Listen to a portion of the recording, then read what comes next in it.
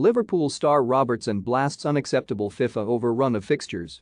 Andy Robertson has taken aim at FIFA's fixture scheduling as he lamented the unacceptable amount of games being played in June. The Scotland star, who has picked up over 50 international caps, has been left less than impressed with his country's workload. 4 UEFA Nations League games will take place in June, whilst Steve Clarke and his side need to find a slot in the calendar to play Ukraine in their World Cup qualifier. If they win that game, then a final qualifier against Wales will also have to be scheduled, all of which could take place in June.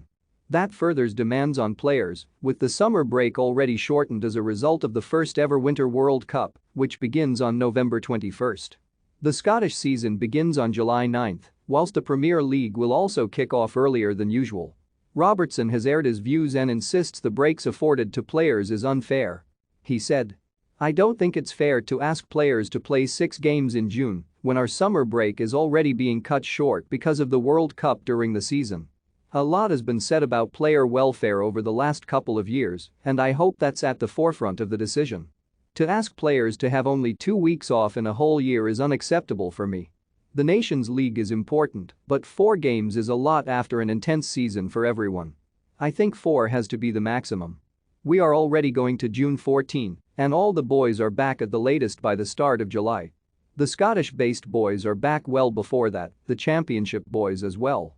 You are asking boys to have 8 or 9 days holiday, which I don't think is fair. That's why I hope it doesn't go further than June 14. Will Scotland qualify for the World Cup? Let us know in the comments." Robertson has shown sympathy with Ukraine as the country currently battles a Russian military invasion.